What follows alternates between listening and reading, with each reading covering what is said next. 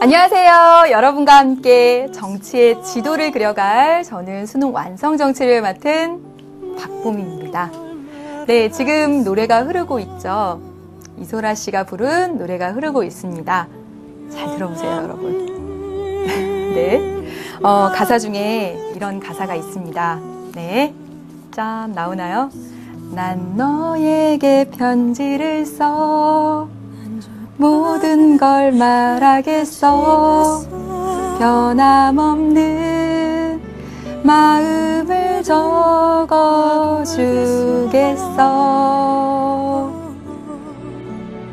난 저 별에게 다짐했는데 이건 모르겠어 네, 모든 걸 다 걸겠어 끝도 없는 사랑을 보여주겠어. 좋죠? 근데 이게 음이 한결같이 이런 거 맞나요? 네, 그 이소라 씨가 나는 가수다에서 쫙 앉아가지고 이거 부르는데 막 이렇게 심금을 울리더라고요. 그래서 가사를 찾아봤더니 좀 닭살 돋지만 여러분에게 내 모든 걸 다 걸어서 끝도 없는 사랑이 담긴 그런 수능 완성 강의를 찍겠다는 열의로 이렇게 오글오글 거리는 그 가사를 옆에다 적어봤습니다. 더불어 하나의 휴가를 더 바라는 것은 내가 랩은 못하지만 그래도 발라드는 음을 잘 맞춘다 이것을 알려주려고 했습니다. 네, 아무튼 노래를 소개해봤고요. 그런 각오로 정말 진심을 담은 강의를 하려는 그 각오로 이렇게 한강 진행해 오고 있습니다. 벌써 어느덧 여러분 18개의 주제 가운데 7번째 주제로 9개까지 가면 반이죠. 이렇게 짝짝짝 나가고 있습니다. 여러분 7번째 민주정치와 선거 2번째입니다. 네, 여러분 벌써 2단원 5, 6, 7 이렇게 벌써 3개째예요. 기억하십니까? 한번 점검해 볼까요? 5번째 주제 2단원의 시작 5번째 주제 뭐였죠? 선생님이 단원 제목부터 세워서 뼈대를 세우고 지도 그리는 바탕이다 라고 이야기를 했습니다. 5번째 주제 현대 정치 과정과 참여였습니다. 그래서 현대 정치 과정에 대해서 얘기했고 참여에 대해서 이야기를 했죠. 그리고 6번째 주제 민주정치와 선거 1이었습니다. 그래서 우리는 이제 선거로 간다라고 해서 선거의 의미와 기능, 민주선거의 4원칙, 그리고 선거 제도에 대해서 지난 시간까지 공부를 했습니다. 이제 이번 시간, 다음 시간 하면 선거도 끝납니다. 네, 끝나요. 수능 완성, 이 교재를 중심으로 해서 기본적인 내용들을 훑어가는 것은 끝나게 됩니다. 네, 여러분 하실 때 제대로 지도를 그려 놓으셔야 되고 선생님이 강조한 내용 기억하고 기출문제 풀어봐야 합니다. 오늘 공부할 내용을 확인해 보도록 하죠, 여러분. 네, 베이직엠 포인트. 여러분 7번째 주제 민주정치와 선거와 관련된 내용입니다. 여러분 크게 2가지로 나눌 수 있습니다. 하나는 우리나라의 선거입니다. 다느라고 여기 선거 문화를 달았는데요. 우리나라에 대한 선거 한 가지, 우리나라에 대한 선거 한 가지, 그리고 또 한 가지는 공정한 선거를 위한 제도적 장치 한 가지입니다. 자, 공부할 것 크게 2가지입니다. 하나는 우리나라 선거, 하나는 공정한 선거를 위한 제도들입니다. 우리나라 선거, 공정한 선거를 위한 제도입니다. 2가지예요. 네. 그러면 우리나라 선거에서 관련돼서 여러분 공부하셔야 될 거는 첫 번째 우리나라의 지방선거입니다. 한 개도 빠짐없이 너무나 중요합니다. 우리나라의 지방선거. 네. 선생님이 포인트라고 했죠? 반드시 알아둘 것. 2번째, 1인 2표의 정당 명부식 비례대표제 하고 있습니다. 이 내용들 한때 너무나 유행이어서 진짜 몇 회를 걸쳐서 나왔었는데요. 이제는 1인 2표의 정당 명부식 비례대표만으로 단독으로 출제하지 않고 표 속에서 확인하도록 합니다. 그래서 우리나라의 지방선거 그리고 정당 명부식 비례대표제. 선거 문화 관련해서는요. 좀 안 좋은 점 지적하면 되죠. 연고주의. 선거 부정에 대해서 관대한 태도, 흑색 선전, 막 이런 거 있잖아요. 네, 그런 거 생각하시면 되겠습니다. 그래서 우리나라의 선거, 오늘 우리나라의 선거와 공정한 선거를 위한 제도적 장치다. 우리나라 선거, 지방선거와 정당 명부식 비례대표제다. 되셨죠? 이제 가겠습니다. 공정한 선거를 위한 제도적 장치. 자, 여러분 보세요. 우리 지금 교재에 여러분 보시면 몇 페이지냐면 56, 57페이지에 걸쳐서 지금 쭉 나와 있는 내용을 이렇게 이제 단순화 시킨 겁니다. 네, 보세요. 공정한 선거를 위한 제도적 장치, 공정한 선거를 위해서 선거관리위원회와 선거를 국가가 운영하는 선거 공영제입니다. 선거를 어떤 한 개인이 이렇게 관할하에 선거가 진행되면 부정부패가 일어날 수 있죠. 공적인 국가기관인 선거관리위원회가 선거를 운영하는 선거공영제, 공정한 선거를 위한 제도, 그리고 선거구 법정주의입니다. 선거구를 어떻게 나누냐에 따라서 누구에게 유리하고 불리해질 수 있기 때문에 선거구는 법으로 나눈다라는 주의입니다. 네. 그러면 여기까지 지금 오늘은 이 두 개 가운데서 우리나라의 선거와 선거문화, 공정한 선거를 위한 제도 가운데서 오늘 우리나라의 선거 관련해서 먼저 이야기를 하도록 하겠습니다. 네. 잡으셨죠? 네. 그럼 보겠습니다. 여러분 여기 우리나라의 선거 관련해서 표를 그렸습니다. 이 표는요, 여러분이 눈 감고 그릴 수 있을 정도가 되어야 합니다. 예, 정말이요. 예? 어떡해요? 아마 할 수 있을걸? 자, 보세요. 여기가 중앙선거라고 했고 여기 지방선거입니다. 중앙선거라고 하는 것은 여러분 우리나라 전체를 관할하는 대통령 행정부와 국회의원 입법부를 뽑는 선거, 그것이 바로 중앙선거지요. 그래서 대통령 국회의원 뽑는. 지방선거는 광역지방자치단체와 기초지방자치단체를 구성하는 선거를 의미합니다. 그래서 여러분 지도를 이렇게 딱 그려보면 여기 이제 북한 넘어가고 보면 중앙선거라고 하는 것은 이쪽 한반도 이남 쪽 여기 전체를 관할하는 행정부와 입법부를 선출하는 것이고, 그 다음에 지방선거는요. 지방선거 가운데 광역은 여기 우리나라를 크게 나눠서, 이게 넓을 광자입니다. 넓게 나눠서 이 지역의 행정부와 입법부를 뽑는 것이고요. 그렇죠? 기초는 이 광역 안을 또 이렇게 관할하는 이 또 더 작은 단위로 들어가는 겁니다. 여기 갈수록 더 작아지는 단위다라는 거 아시면 되겠습니다.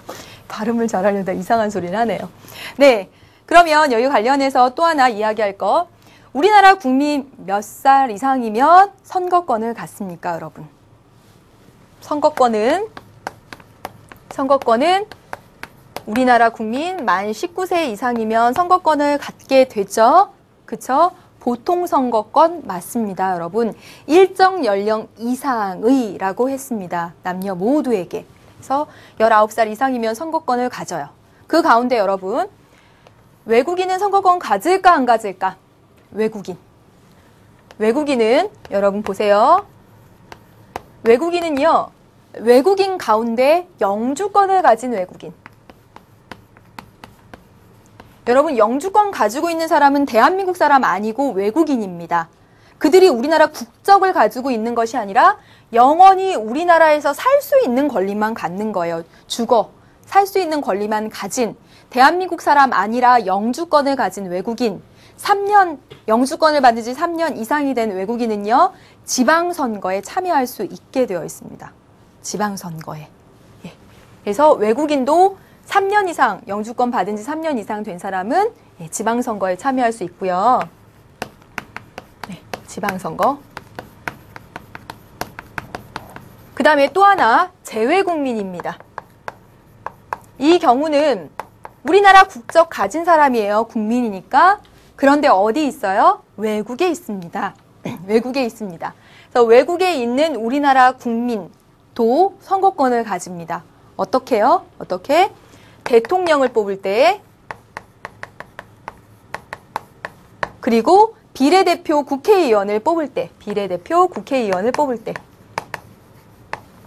왜 이 사람들은 지역구 국회의원 뽑을 때 투표권 행사할 수 없어요? 외국에 있잖아요. 그러니까 어떤 지역구에 국회의원 뽑을게요. 그렇죠? 그렇기 때문에 비례대표 국회의원 선출할 때, 즉 정당 투표하는 것. 그래서 지금 우리나라 19살 이상의 모든 국민에게 선거권이 있고 3년 이상 영주권을 획득한 지 3년 이상 된 외국인이 지방선거, 재외국민 투표권이 있다까지요. 예. 그 다음에 또 하나, 피선거권은 뭐죠? 피선거권은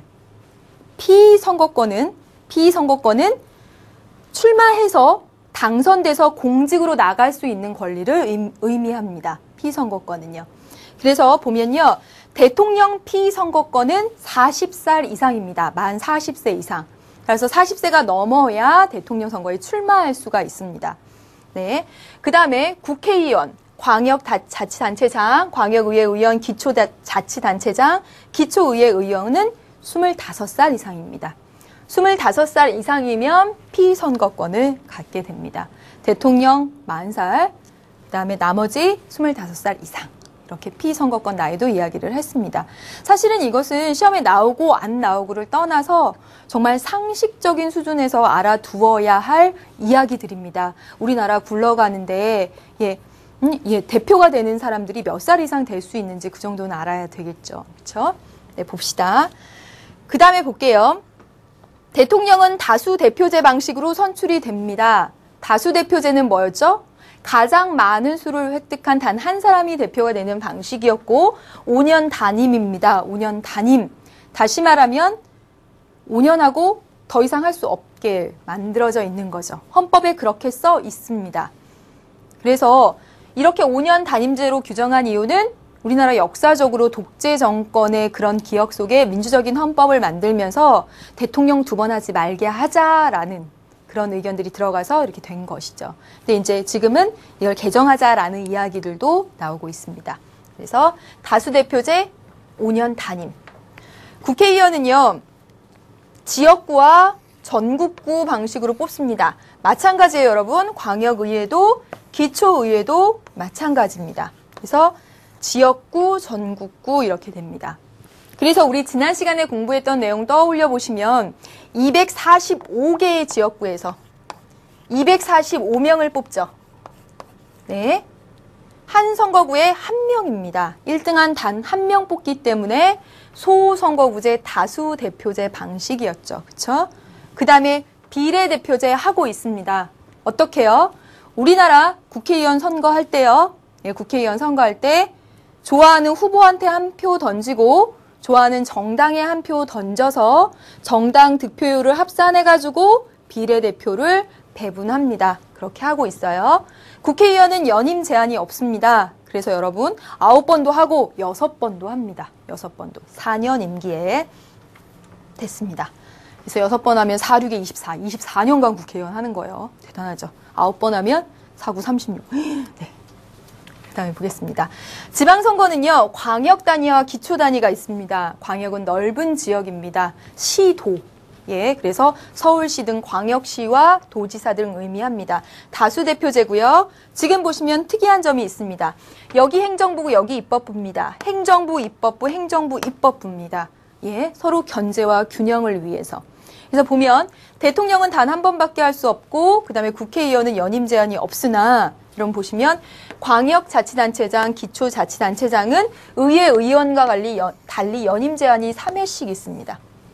3번 하면 그 다음에 못한다는 거예요. 이런 요건을 둔 이유는 3번도 사실은 많은 거잖아요. 그런데 4번, 5번 하게 되면 지역과 유착, 그래서 부정부패 이런 것들이 일어날 수 있기 때문에 연임 3회로 제한을 두었습니다. 네. 역시 광역도 마찬가지입니다. 국회의원과 소선거구제 다수대표제 그리고 정당에 투표를 해서 비례대표 의원을 뽑습니다. 연임 제한 없고요. 그 다음에 기초자치단체장과 기초의회입니다. 여러분 기초의회는요. 시, 군, 구입니다.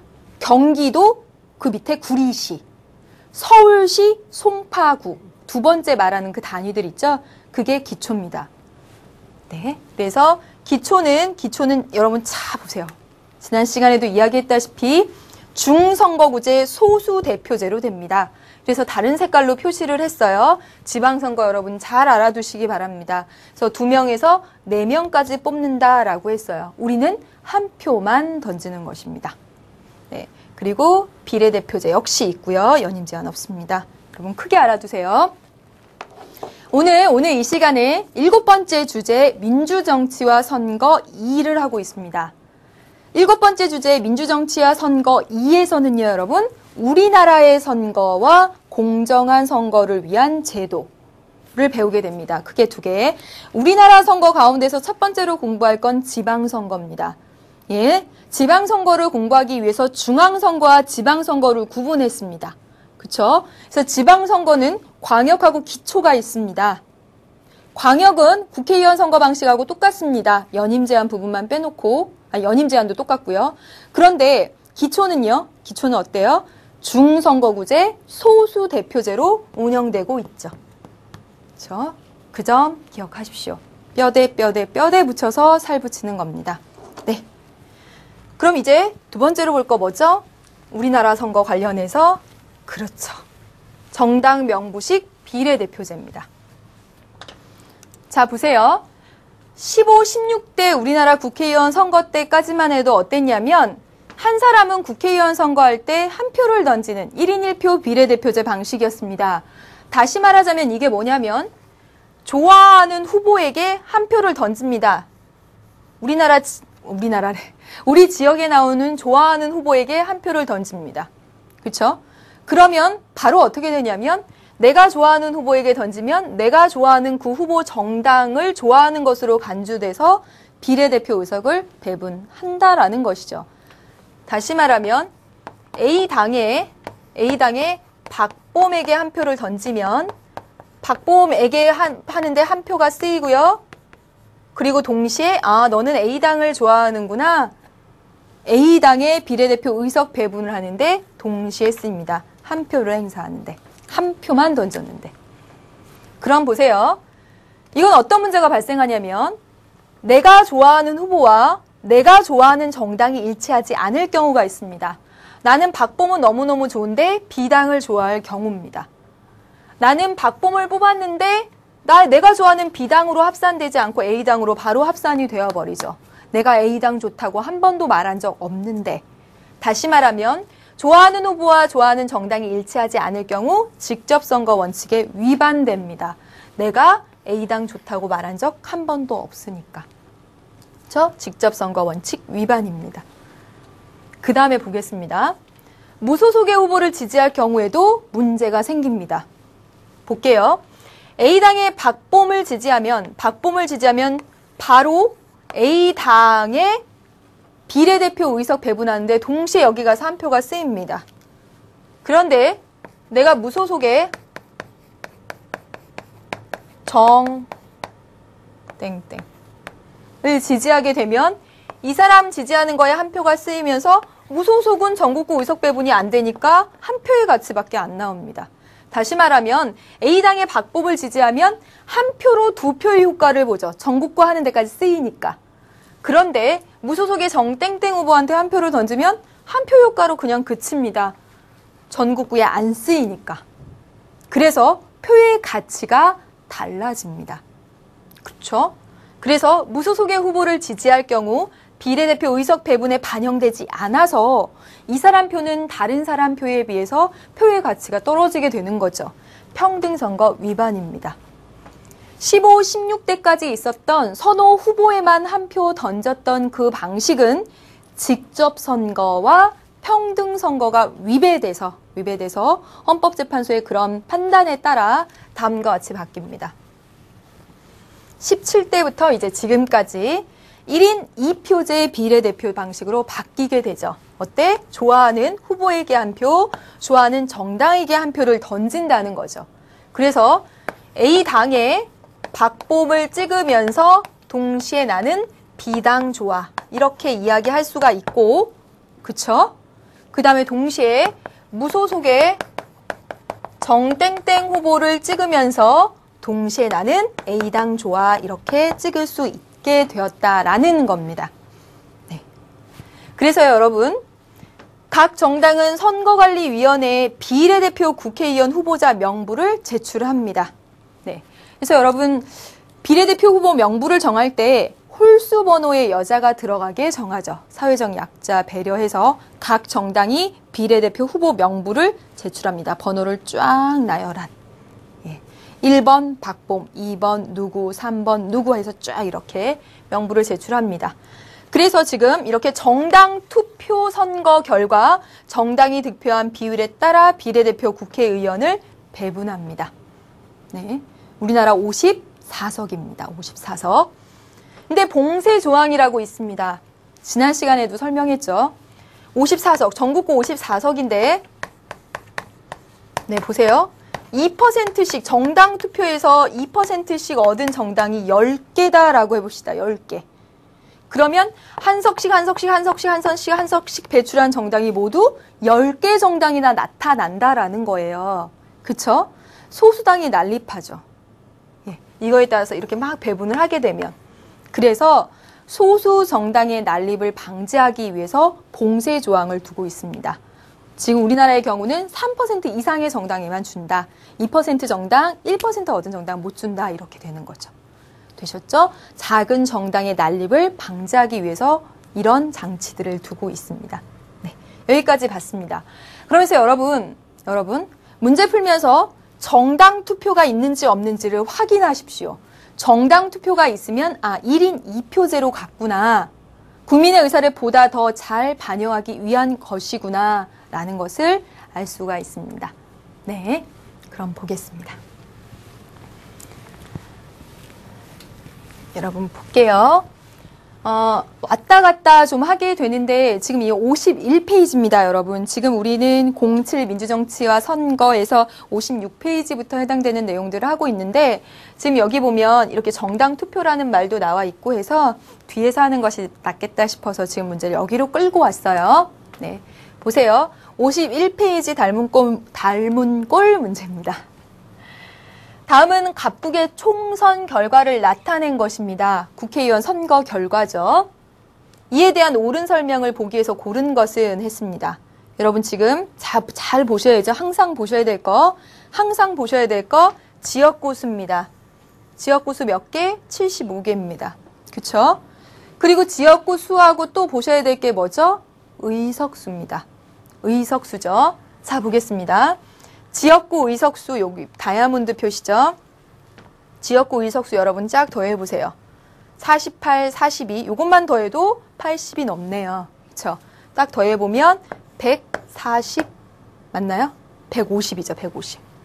네, 150 맞습니까? 네, 150이 됨을 알 수가 있습니다. 그럼 잘 봐. 지역구 의석수 150이고요. 지역구 수 75네요. 그러면 한 선거구에 2명 뽑았다라는 이야기가 되죠. 저 한 선거구에 2명. 다시 말하면 중선거구제 하고 있구나라는 거 찾아내셔야 되는 거죠. 그 다음에 보겠습니다. 여기 빨간색 네모는 정당 투표를 했대. 그쵸? 그러면 이 얘기는 무슨 얘기냐면 지역구 뽑는데 한 표를 던지고 동시에 선호하는 정당한테도 한 표를 던졌다는 얘기 1인 2표제라는 이야기입니다. 1인 2표제라는 이야기죠. 정당 투표 기억하시면 선호 정당에 던졌다 1인 2표. 그 다음에 또 하나 하겠습니다, 여러분. 75개 지역구에서 150석을 지역구로 뽑고 총 의석수는 200이면 정당 투표에서 뽑은 비례대표는 모두 몇 명이다? 50명이 되는 거죠. 그쵸? 지역구, 전국구 종합하자면 결론적으로 말하자면 지역구, 전국구 이렇게 해서 총선, 국회의원 선거를 하는데 지역구는 중선거구제 방식으로 한 선거구에서 2명, 2등까지 전국구는 선호 정당의 투표, 정당 투표를 거쳐서 50명을 뽑았다라는 것을 알 수가 있습니다. 해볼게요. 기억. 지역구 선거에서는 소수 대표제를 채택하였다. 지역구 선거에서 소수 대표제, 중선거구제, 소수 대표제, 짝꿍. 맞죠? 적은 수를 얻은 2등도 당선이 되었다라는 얘기입니다. 맞아요. 사표가 많이 발생하는 선거구 제도는 여러분 소선거구 제도죠. 소선거구 제도에서 1등한 사람만 뽑히고 나머지 다 사표죠. 지난 시간에 이야기했습니다. 모든 유권자는 투표소에 가서 2표씩 행사하였을 것이다. 투표소에 가서 2표씩 했겠죠. 지역구에 1표. 우리는 1표를 던지고 1등, 2등을 가려서 2명이 뽑히는 거예요. 우리는 그 지역구에서 1표. 그리고 정당 투표 1표에서 1인 2표. 맞습니다. 그 다음에 볼게요. 여당의 원내 과반수 의석을 확보로 여당이 원내 과반수 의석 확보로 전국이 안정적일 것이다. 지난 시간부터 계속 이거 가지고 함정 빠뜨리죠. 여소야 되니 뭐 막 이렇게 나오잖아요. 보면 여당이 어딘지 알 수가 없습니다. 어떤 당이 집권당인지 알 수가 없죠. 그러니까 리을은 아니죠. 네. 여러분 선거 관련해서 표 분석 문제, 그래프 분석 문제 푸실 때 첫 번째 의석수, 지역구 의석수와 지역구 수를 비교하는 거, 정당 투표가 있는지 보는 것, 예, 기본입니다. 다음 문제 보도록 하겠습니다. 여러분 이거 어렵지 않죠? 빈칸에 들어갈 선거의 원칙으로 가장 적절한 것은 그랬습니다. 네, 방금 배운 내용이에요. 헌법재판소는 지역구 선거의 득표율에 따라 비례대표 의석을 배분하던 방식에 대해서 위헌 결정을 내렸대요. 지역구 선거의 득표율에 따라 비례대표 의석을 배분했다. 지역구 선거의 득표율, 다시 말하면 좋아하는 후보에 던진 한 표로 그것을 정당에다가 배분했다라는 것이었죠. 그렇죠? 그래서 비례대표제 의원 선거는 지역구 의원 선거와는 별도가 아니냐. 따라서 이에 관해서 유권자의 별도의 의사표시, 즉 정당 명부에 대한 별도의 투표가 있어야 된다. 정당 투표가 있어야 된다. 1인 2표제로 가야 된다라는 이야기죠. 지역구 선거에서 지역구 후보자에게만 투표하는 1인 1표제에 따라 비례대표 의석까지 배분하는 것은 문제가 있다라는 것이다. 반복돼서 이야기하고 있죠. 유권자들이 비례대표 의원 선출에 대한 투표행위를 하지 않고 투표행위 하지 않았어요. 비례대표 그 누구 좋다고 투표행위 한 적 없어. 직접 뽑은 적 없다라는 거죠. 대표의원을 선출하는 것은 여러분 직접 선거의 원칙에 위배된다라는 거죠. 그렇죠? 1인 1표제가 1인 2표제로 바뀌었을 때 직접 선거 원칙 위반, 그리고 평등 선거 원칙 위반 하는 내용들 기억해 놓으시길 바라겠습니다. 이제 봤습니다. 자, 이제 다음 볼까요? 표는 우리나라, 여러분 이거 고득점 3번입니다. 자, 보세요. 표는 우리나라의 과거 국회의원 선거 결과의 일부를 나타낸 것입니다. 이에 대한 옳은 분석을 고른 것은 했습니다. 자, 보세요. 6대와 7대 선거가 나왔고요. 여러분 보셔야 될 거 하나, 지역구가 131개네요. 그 다음에 의석수입니다. 의석수 지역구 131이네요. 그쵸?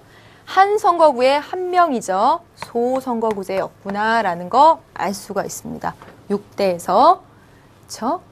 그 다음에 가볼게요, 여러분. 9대입니다. 지역구가 몇 개냐면 73개입니다. 그쵸? 그리고 지역구는 146석이네요. 73개 선거구에서 146석. 다시 말하면 한 개 선거구에서 2명을 뽑았다라는 얘기가 되죠. 중선거구제입니다. 우리나라 역사상 소선거구제 그리고 중선거구제가 다 있었구나라는 것을 알 수가 있죠. 자, 여러분 볼게요. 그래서 지금 보면 전국구 44석, 전국구 70, 유정혜가 뽑은 73석 이렇게 되어 있습니다. 자, 보세요. 득표율 보겠습니다. 여당 집권당이죠. 예, 정치 권력을 잡고 있는 당 득표율 33.5%입니다. 그런데 지역구 의석 비율은 무려 67%나 가져갔어요. 그리고 전국구도 50%나 가져가서 득표율과 의석률의 불일치가 굉장히 심합니다. 득표는 국민의 30%만 좋다고 했는데 의석은 3분의 2를 차지하고 있잖아요. 자, 보세요. 득표율과 의석률 간의 불일치가 심합니다. 네, 야당은 더 보세요. 그 다음에 여기 9대 역시 볼게요. 국민들은 38%가 좋다고 했습니다. 집권당을. 그런데 보시면 특히 전국구 의석은 다 가져갔습니다. 100%다 가져갔어요.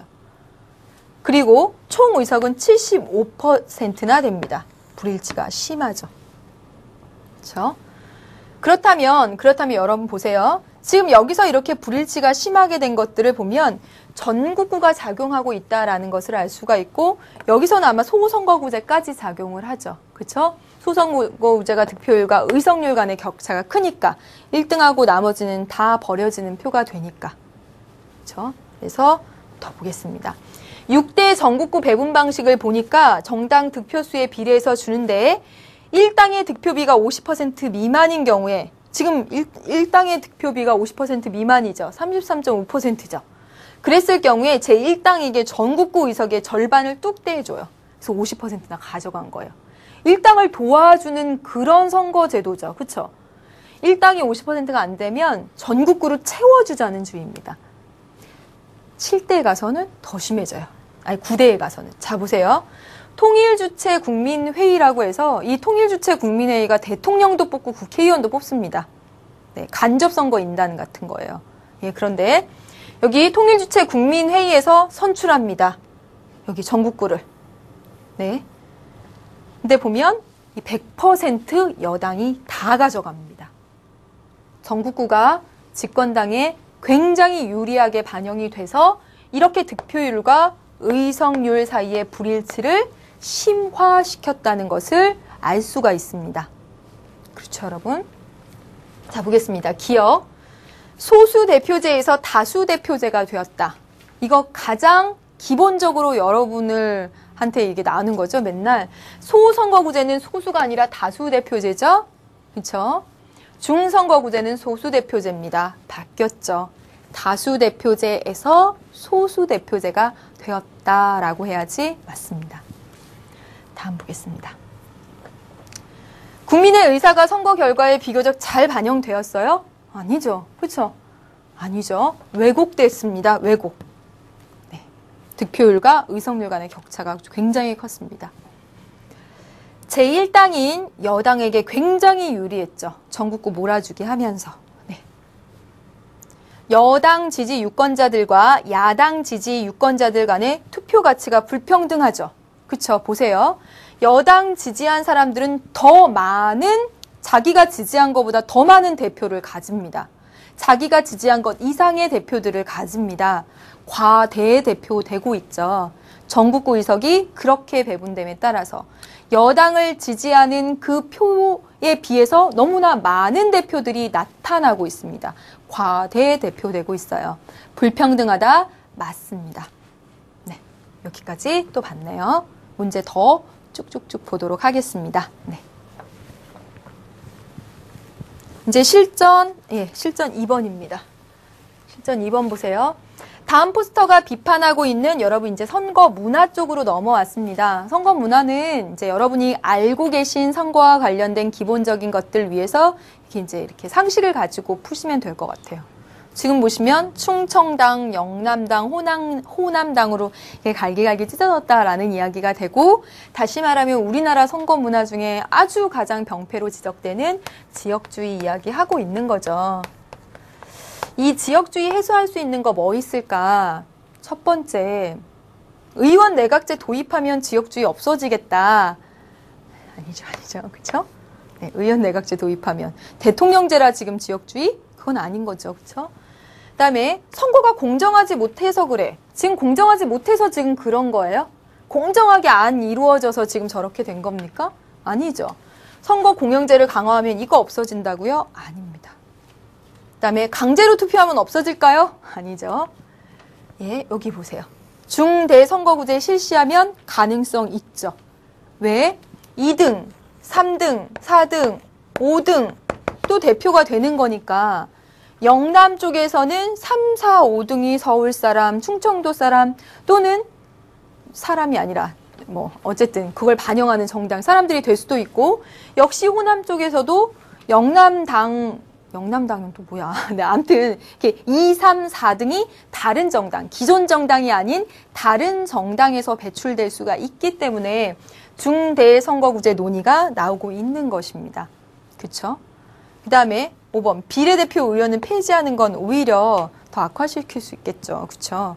네, 아닙니다. 네. 4번이 정답이 되겠습니다. 여러분 그 다음에 볼게요. 역시 선거 문화에 관련해서 문화 관련해서 표 분석하는 그런 형식의 문제입니다. 자, 여러분 보세요. 표는 최근에 시행된 어떤 선거의 연령별 투표율을 나타내고 있습니다. 여러분 자 봅시다. 대통령 선거, 국회의원 선거, 지방선거 이렇게 되어 있고요. 우리는 보통 대통령 선거와 국회의원 선거를 묶어서 어떻게 얘기하냐면 중앙선거다라고 이야기를 하죠. 그렇죠? 그리고 우리 지방선거는 광역, 그리고 기초, 광역의 행정부 입법부, 기초의 행정부 입법부 해서 우리는 4대 지방선거다라고 부르는 겁니다. 그렇죠? 네. 이렇게. 그럼 보겠습니다. 중앙, 지방 이렇게 딱 나눠서 보면 상대적으로 여러분 딱 보시면요. 여기 19살은 뭐 국회의원 선거에서 투표율이 낮지만 예, 전반적으로 딱 보시면 지방선거 투표율이 대통령 선거에서 투표율이 가장 높고요. 그 다음에 뭐 국회의원 좀 낮고 그 다음에 지방선거 투표율 낮고 네, 이렇게 되어 있어요. 대통령 선거에 대한 관심이 그래도 상대적으로 제일 높다라는 것을 알 수가 있죠. 대통령 선거가 모든 연령대에서 지방선거보다는. 그다음에 또 하나 봅시다. 연령대별로 한번 딱 보세요. 한 40대를 이렇게 갈라볼까요? 보면 연령대가 40대 이상이 40대 이하보다는 투표율이 훨씬 더 높은 편입니다. 그렇죠. 연령대가 높아질수록 투표율이 더 높고 젊은 층의 투표율 낮은 것이 현재 문제가 되고 있다는 것을 알 수가 있죠. 그렇죠? 기억. 일반적으로 사람들은 중앙정치보다 지방자치에 대해 관심이 높다라고 이야기를 했네요. 자, 보겠습니다. 일반적으로 사람들은 지방자치보다는 지방선거보다는 중앙선거에 더 관심이 많습니다. 지방선거 투표율이 항상 낮아서 문제가 됐었잖아요. 그렇죠? 여기서 물론 국회의원 선거 투표율이 굉장히 낮은 것으로 나왔지만 보통 중앙선거에 대해서 지방선거보다 관심이 더 많아요. 근데 지방자치에 대해서 관심이 높다라고 했으니까 이게 틀렸죠. 일단은 이 지방선거를 대통령 선거랑 비교해 보면 조금 떨어지고 관심이 낮고 국회의원 선거랑 비교해보면 조금 높지만 그렇지만 전반적으로 중앙선거보다 지방선거에 관심이 많다 이렇게 말할 수는 없다라는 것이죠. 그리고 실제로는 지방선거에 관심이 더 낮고요. 네, 니은 30대 이하보다는 40대 이상이 기권하는 경향이 낮다. 기권을 덜 한다. 투표의 참여율이 더 높다라는 거죠. 맞습니다. 선거 연령을 낮추면 전반적으로 선거 연령 낮추면 투표율이 높아지나요? 예? 중학생으로 낮추면 막 투표율 확 올라가나요? 아니죠. 말도 안 되죠. 예. 20대 후반이 참정권 행사에 가장 소극적인 경향을 보이고 있다. 20대 후반 한번 가볼까요? 예, 20대 후반이 여기 다 봤을 때 여긴 그렇네요. 대통령 선거. 국회의원 선거도 역시 20대 후반이면 할 게 많나요? 네, 연애하고 그러나요? 여기도 역시 마찬가지입니다. 그래서 20대 후반이 참정권 행사에 있어서 가장 소극적인 경향을 보이고 있습니다. 표 그대로 분석하는 어렵지 않은 문제였습니다. 네, 다음 보겠습니다. 네, 여러분 이제 어디로 오냐면요. 여러분 몇 페이지가 되냐면 58페이지 심화 2번 표를 보면서 이야기를 하도록 하겠습니다. 네, 보세요. 우리나라 역대 국회의원 선거제도의 변화고요. 두 개를 지금 잘렸습니다. 지금 보시면 1대부터 8대까지는 소선거구제도로 운영이 되었고 그리고 중선거구제로 갔다가 다시 소선거구제로 이제 가게 됩니다. 자, 여러분 지금 보시면 이때 1대부터 5대까지는 전국구 비례대표가 없었어요. 예, 여러분 이거 절대로 외우실 필요 없습니다. 어떤 학생들이 물어봐요. 헌법 조항 외워야 되냐고. 그리고 개헌, 1차 개헌, 2차 개헌, 3차 개헌의 내용 외워야 하냐고 하는데 정치에서 외울 것은 그다지 많지 않습니다. 소선거구제, 중선거구제 같은 것도요. 장단점 외우는 게 아니고요. 소선거구제의 의미가 뭐더라? 중선거구제의 의미가 뭐더라? 의미를 알면 장단점을 이해를 할 수가 있어요. 논술하거나 이러는 게 아니기 때문에 여러분들 고를 수가 있다고요. 이해를 하면 얼마든지. 그래서 이것도 역시 외우는 거 아닙니다. 네, 여러분 자 보세요. 방금 6대 9대 비교하는 문제를 봤다시피 6대에 전국구 비례대표가 도입됐는데 지금 보니까 제1당 의석비가 50% 미만인 경우 제1당의 과반수 50%를 뚝 떼줍니다. 다시 말하면 큰 정당에 유리하게. 여기 보세요. 통일주체 국민회의 방금 전에도 나왔죠? 예, 전원 여당으로 몰아주게 합니다. 100% 여당으로 몰아주게 해서 지금 이렇게 보시면 여기까지 더 가볼게요. 제1당의 3분의 1을 준답니다. 반절 줬다가 50% 줬다가 전원 주고 3분의 2 주고. 다시 말하면 우리나라 역사상 이 비례대표제라고 하는 것은 굉장히 집권 여당의 의석수를 늘리는데 악용되었다라는 것을 알 수가 있습니다. 그런 것만 기억하면 돼요. 3분의 2이니 2분의 1이니 하는 것들 외우실 필요 없다고요. 네, 다음 보겠습니다.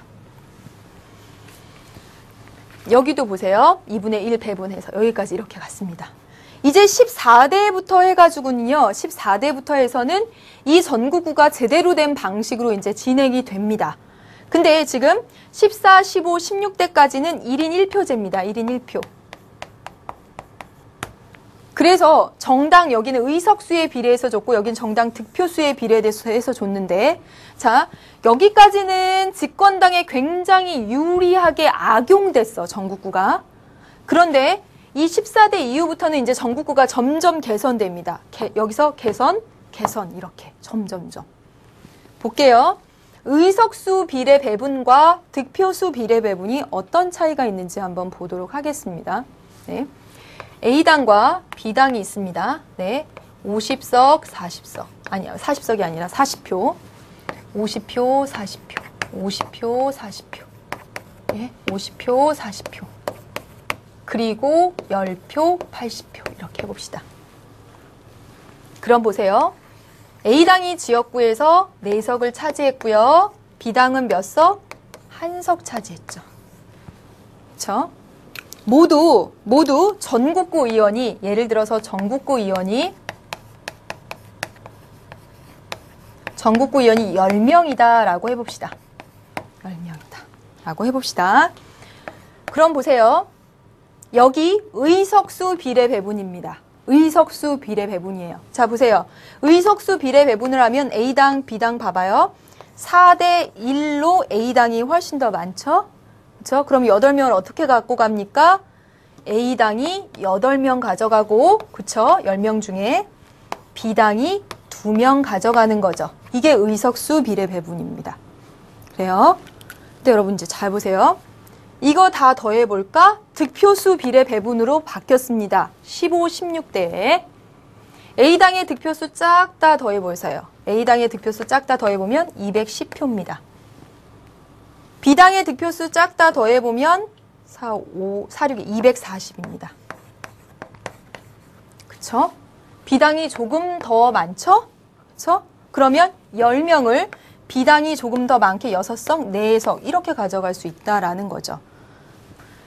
의석수 비례 배분할 때와 득표수 비례 배분할 때 가져가는 게 확 달라졌습니다. 8석, 2석에서 예를 들어서 이런 식으로 달라졌죠. 여러분, 국민의 의사를 더 잘 반영하는 건 의석수일까 득표수일까? 득표수가 되죠. 그렇죠? 국민은 사실 B당을 더 많이 찍고 있잖아요. 득표수 비례 배분했을 때 국민의 의사가 좀 더 잘 반영이 되죠. 그래서 의석수 비례 배분에서 더 나아지는 득표수 비례 배분으로 바뀐 거예요. 그러다가 선생님 이건 이제 가령 예를 들어서 한 거예요. 그러다가 1인 1표제 방식이 문제가 있다라고 했죠. 직접선거 위반, 평등선거 위반. 그래서 어떻게 갔어요? 정당 투표를 별도로 실시하게 되었다. 1인 2표제 방식으로 가게 된 것이죠. 우리나라 역대 국회의원 선거 제도의 변화를 이제 설명하면 네, 소, 중, 소 해가지고 선거구 제도는 다양하게 변화를 겪어왔습니다. 그러면서 전국구 제도가 초반에는 집권당의 악용이 됐었죠. 그쵸? 몰아주기. 그러다가 이제 의석수 비례 배분, 득표수 비례 배분 하다가 1인 1표제의 문제 때문에 1인 2표제로 오게 되었다라는 겁니다. 여기까지 봤어요. 네, 여기까지 봤습니다. 오늘 우리나라 선거와 관련해서 지금 계속 보고 있습니다. 네. 자, 이제 마지막으로 정리를 좀 하겠습니다. 사실 여러분, 지금 우리 교재에 지금 나온 이런 실전 문제들은 상당히 쉬운 편입니다. 정말로요. 기출문제 여러분 풀어보시면 알겠지만 선생님이 이제 이렇게 선거구 제도끼리 문제 모아놨고요. 대표 결정 방식끼리 문제 모아놨고 이거 다 섞인 문제도 모아놨습니다. 풀어보시면 알겠지만 여러 번 푸셔야 됩니다. 자, 여러 번 반복해서 공부하셔야 되는데 선거 문제의 기본은 세트입니다. 세트로 되어 있어요. 세트로. 그래서 위에 그래프 표가 나오지요. 그래프 표가 나옵니다. 그래프 표에 딸려서 하나는 제도 분석을 묻고 하나는 결과 분석을 묻습니다. 제도. 여기 그래프 표 보니까 소선거구제야, 중대선거구제야? 비례대표는 어떤 거 쓰고 있어? 라는 그런 제도 분석을 묻고 결과 분석을 묻는 두 문제입니다. 선거 문제 풀 때 첫 번째 지역구수와 의석수 비교하라고 그랬죠. 지역구수와 의석수 비교하라고 했습니다.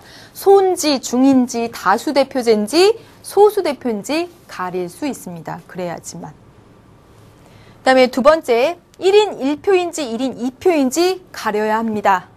정당 투표가 있는지 없는지 보십시오. 정당 투표가 있으면 1인 2표제입니다. 네. 그리고 봉쇄 조항 여부도 확인해야 되겠고요. 그 다음에 아까 우리나라 선거구제 봤다시피 득표율과 의석률의 차이도 봐야 돼요. 문제에 따라서. 득표율과 의석률 간의 차이가 크다라고 하면 소선거구제의 문제점 등 이런 것들 예상해 볼 수도 있고 우리나라처럼 전국구가 악용되었구나라는 것도 짐작해 볼 수가 있습니다. 득표율과 의석률의 비교, 불일치가 심한지 이런 것도 보시길 바라겠습니다. 자, 다음입니다.